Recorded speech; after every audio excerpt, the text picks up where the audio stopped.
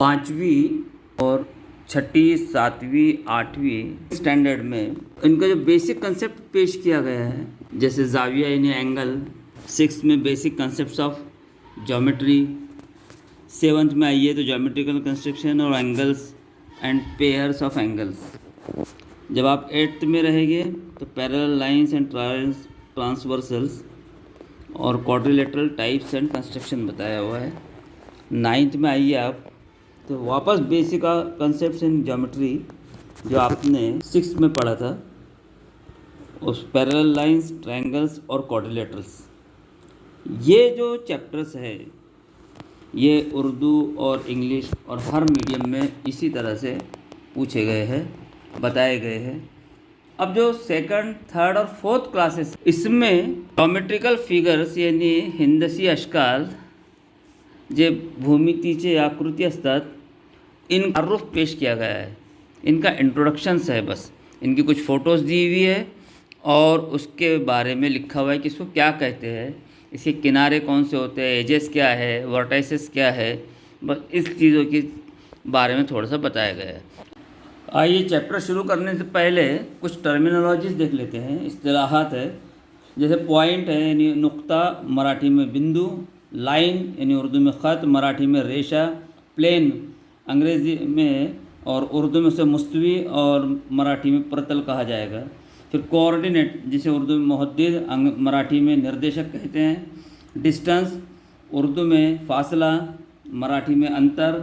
Betweenness यानी दरमियानियत, मराठी में उसे दरमियानता कहेंगे। लाइन सेगमेंट उर्दू में क़िता ख़त कहलाता है और मराठी में रेशाखंड। रे अंग्रेज़ी में उसे रे है कहते हैं, जैसे मराठी में किरण और उर्दू में शुआ कहते हैं। कॉन्ग्रुएंट जो लफ्ज़ है उसको उर्दू में मुतमासिल कहा गया है और मराठी में एक रूप। ज्योमेट्री दूसरी इस्तिलाहात में मसला यानी थेरम, मराठी में प्रेमेय कहेंगे। पैरेलल लाइंस यानी मुतवाज़ी खतूत, समांतर रेशा कहेंगे।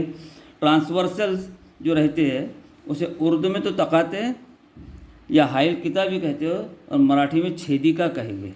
सिकेंट यानी काते ख़त यानी वृत्त छेदिका। एंगल उर्दू में जाविया, मराठी में कोन।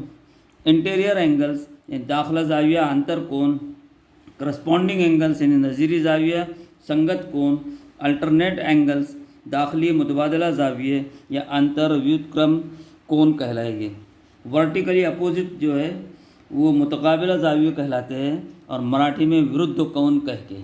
इसके बाद कुछ और जो टर्मिनोलॉजीज़ है, जैसे प्रॉपर्टी यानी खुसूसियत, मराठी में से गुणधर्म।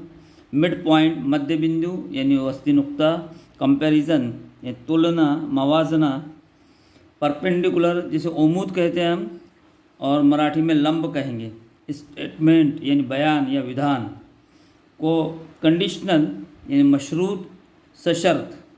कन्वर्स उर्दू में अक्स, मराठी में व्यत्यास। प्रूफ जो है उसे उर्दू में सबूत कहेंगे, मराठी में सिद्धता। पोस्टुलेट यानी मफरूज़ा या गृहीत के। ज़ुअरबतुल इज़्ला यानी क्वाड्रिलेटरल चौकोन कहलाएगा। अब चौकोन की जो किस्में हैं, रेक्टेंगल, स्क्वायर, रम्बस, तो उसे मुस्ततील, मुरब्बा, मुय्यन कहेंगे, मराठी में आयत, चौरस, समभुज चौकोन कहेंगे। ट्रेपेजियम को जुज़न का और मराठी में समलंब चौकोन कहा जाता है। पैरेललोग्राम जो है उसे मुतवाज़िल इज़्ला यानी समांतर भुज चौकोन कहेंगे। एडजेसेंट साइड्स जो होती है वो मुतवातिर इज़्ला कहलाते हैं यानी लगतच्या बाजू। एडजेसेंट एंगल्स जो होते हैं वो लगतचे कोन असतात आणि उर्दू में उसे मुतवातिर जाविये कहेंगे। फिर टेस्ट होती है यानी कसौटी, जैसे आजमाइश। फिगर यानी आकृति, जिसे शक्ल कहते हैं। और इसके अलावा फिर मुसल्लस और जाविये की किस्में हमको आपको पहले मालूम है। अब आइए हम सबक को शुरू करते हैं। दोस्तों, ये आपके सामने एक कागज़ पर कुछ ज़र्रात नज़र आ रहे हैं, कुछ पॉइंट्स है, कुछ नुक्ते हैं, बारीक बारीक बारीक एकदम। आप इनको पकड़कर न इनकी लंबाई गिन सकते हैं न चौड़ाई गिन सकते हैं, ये आप अच्छी तरह जानते हैं।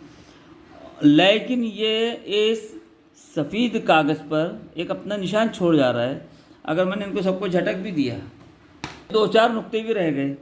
तो अगर आप स्केल का भी इस्तेमाल करें तो आप इनकी लंबाइयाँ चौड़ाइयाँ गिन नहीं सकते। ये आपके पास ये स्केल है, आप इसमें अगर इनको लगा के भी देखें तो इनकी लंबाइयाँ चौड़ाइयाँ आप गिन नहीं सकते। लेकिन ये सिर्फ एक निशान हो जाता है, जिसे आपने पढ़ा हुआ है कि किसी भी कागज़ पर पेन या पेंसिल की नोक का निशान, ये बारीक निशान जो पेन का बनाया हुआ हूँ, इस निशान को इसको नुक्ता कहेंगे, यानी इसे पॉइंट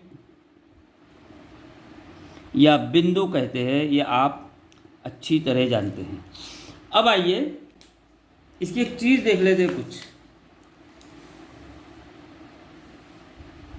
मैंने यहाँ पर लेकर एक लकीर खींची है बारीक, गम जो आता है हमारा वो गोंद लिया मैंने, और उसके ऊपर लकीर खींच के मैंने इस पर कुछ ज़र्रात डाले, और जब मैं इसको झटक दूंगा तो आप देखेंगे कि वो ज़र्रात जो गोंद के ऊपर चिपक गए, ये एक चीज़ है, ये एक है, ये दूसरा है, वो एक ख़त की शक्ल बताते हैं। यानी हमको ये मालूम हो गया कि ख़त जो है वो नुक्तों से मिलकर बन रहा है। ये सारे नुक्ते एक जगह जमा हो गए तो वो एक लाइन का तस्वुर देते हैं। जो आपने पढ़े हुए है कि line is the set of points, यहाँ पर हमने उसको साबित किया हुआ है कि ख़त जो होता है वो नुक्तों का सेट होता है। अब आप इसको जितना चाहे इधर भी खींच सकते हैं और इधर भी खींच सकते हैं, जो इस बात को बताता है कि भाई ख़त दोनों जानिब से लामहदूद होता है।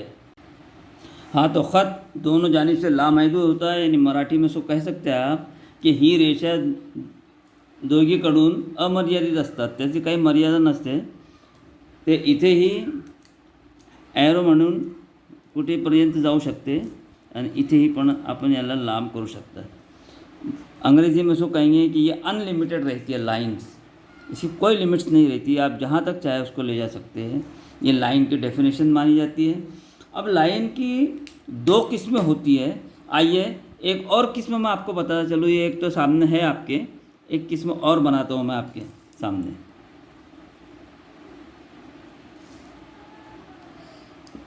ये मैंने आपके सामने गम लगाया कागज़ पर, और देखिए इसके ऊपर कुछ नुक्ते डाल रहा हूँ मैं, कुछ पॉइंट्स डाल रहा हूँ, ज़र्रात। और इन पर डालने के बाद ये एक शक्ल। लाइंस की कई शक्लें हो सकती है, लेकिन हमको यहाँ 2 शक्लों को देखना है। एक ये है सीधी लाइन, ख़त मुस्तकीम जा रही है, बिल्कुल स्ट्रेट है, तो इसको ख़त मुस्तकीम या स्ट्रेट लाइंस भी कहते हैं आप। और ये जो है ये सरल रेशा है, और यहाँ पर ये जो लाइन है ये ज़िगज़ैग है। उर्दू में से मुनहनी ख़त कहा जाता है, इसको मुनहनी ख़त कहते हैं इसको उर्दू में, यानी टेढ़ा मेढ़ा ख़त। इसी से लफ्ज़ हिना जैसे बना हुआ है, जिसके अंदर आप जब ड्राइंग मेहंदी लगाते हैं तो उसमें लाइंस को आप स्ट्रेट लाइन नहीं बनाते, स्केल लेकर नहीं बनाते, जहाँ आपका हाथ घूमता है उसे राउंड करते चले जाते हैं, तो ये है मुनहनी ख़त। अब हम ज्योमेट्री में जो पढ़ेंगे वो सिर्फ़ और सिर्फ स्ट्रेट लाइंस के बारे में पढ़ेंगे। प्लेन किसे कहते हैं वो देख लेते हैं। प्लेन का तस्वुर, जो कंसेप्ट हमको प्लेन यानी प्रतल किसे कहा जाता है, इसको आज हम यहाँ पर भी एक नए अंदाज से देख लेंगे। ये तमाम के तमाम ही नुक्ते हैं, और ये इसके ऊपर मैं डाल रहा हूँ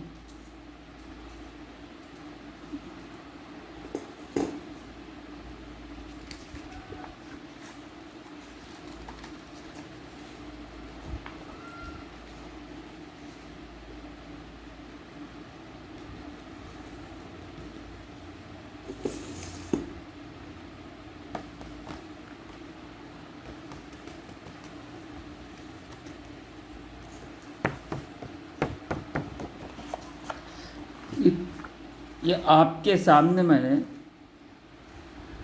3 जगह पैचेस बनाया था, और उन पैचेस को ज़र्रों के ज़रिए, यानी ये जो नुक्ते हैं ये डाला यहाँ पर। ये चाय है, अगर असल में सूखी चाय जिसको कहते हैं, और वो डाले, और वो एक ही जगह हमने पेस्ट किए थे, गम लगाए थे इस टाइप का, और ये कैमल का गम लगाने के बाद जब हमने वो स्पेस को भरे तो ये तमाम के तमाम नुक्ते, तमाम बिंदु एक चिपक गए और ऐसा लगता है कि ये चाय के दानों की चादर बनी हुई है। ये कहलाती है मुस्तवी। इसे हम प्लेन यानी प्रतल कह सकते हैं। ये भी लाइन की तरह कहीं से भी आगे बढ़ सकती है। जैसे लाइन दो साइड से बढ़ सकती है, अमर्यादित होती है, ये चारों साइड से अमर्यादित होती है। इसको आप कहीं से भी आगे बढ़ा सकते हैं। ये है मुस्तवी यानी तस्वुर। ये भी नुक्तों से मिलकर बनी हुई है। मुस्तवी का तस्वुर है ये प्लेन है, ये भी तमाम पॉइंट्स से मिलकर बनी हुई है। ये हमको यहाँ पर समझ में आ जाता है। अब हम लाइन देख चुके हैं, लाइन कैसे कहते हैं हमको ये मालूम हो गया है कि लाइन नुक्तों का सेट होती है, और हम स्ट्रेट लाइन की स्टडी कर रहे हैं, और ये दोनों जानिब से लामहदूद होती है, यानी इसकी कोई हद नहीं होती, ये अनलिमिट होती है, अमर्यादित होती है बोथ साइड्स फ्रॉम। इसको लाइन कहते हैं। ये लाइन नुक्तों से मिल के बनी हुई है, इसलिए आप इसमें से कोई भी नुक्ता इंडिकेट कर सकते हैं। आपने ये नुक्ता यहाँ से लिए, ये पॉइंट लिए, इन पॉइंट्स को आप इंडिकेट कर सकते हैं, और अब इनका एक नाम दे देंगे। अगर ए बी सी ब क वगैरह, तो इससे हमको मालूम होगा कि एक पॉइंट की बात चल रही है, नुक्ता ए की बात चल रही है, नुक्ता बी की, नुक्ता सी की। अब दुनिया में जितने भी ख़त बनते हैं, दुनिया में जितनी भी स्ट्रेट लाइंस बनी हुई है या गोल लाइंस है, जिगजैग लाइंस है, इनकी हर एक की एक इक्वेशन होती है, और ये इक्वेशन बनती है कोऑर्डिनेट से बनती है, और ये कोऑर्डिनेट हर पॉइंट का एक कोऑर्डिनेट्स होता है।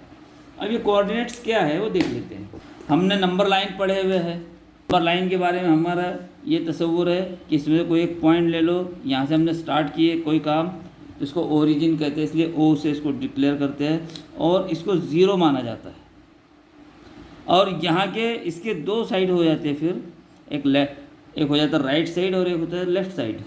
तो लेफ़्ट साइड में और राइट साइड में इक्वल डिस्टेंस के ऊपर अगर हमने पॉइंट्स लेना शुरू कर दिए, तो इसको नंबर देंगे 1 2 3 4 5, इधर भी 1 2 3 4 5। लेकिन अब इसमें हम कौन से 1 की और कौन से 2 की बात कर रहे हैं, इस कन्फ्यूज़न को दूर करने के लिए हम इसको टेम्पररीली साइन लगा देते हैं। जब हम राइट हैंड साइड में जाएंगे तो इसको प्लस कंसीडर करेंगे, तो प्लस की साइन लिखते नहीं है, और जब लेफ़्ट हैंड को आएंगे तो ये माइनस होते जाती है। अब जैसे ही ये बनता है तो इनमें एक ताल्लुक़ होता है, एक इनके अंदर रिलेशन पाया जाता है। वो रिलेशन ये है कि ये ज़ीरो के राइट साइड में जितने भी नंबर्स होते हैं ये इंक्रीजिंग ऑर्डर्स में होते हैं, ये बढ़ते हैं, यानी इनकी वैल्यू बढ़ती चली जाती है। ये 0 है, 0 से ये एक ज़्यादा 1 है, 1 से एक ज़्यादा 2 है, 2 से एक ज़्यादा फिर 3 है, 4 है, इस टाइप का। और इधर जब आएंगे आप लेफ़्ट हैंड साइड पे, तो ये नंबर डिक्रीज़ होते हैं, यानी कम होते जाएंगे।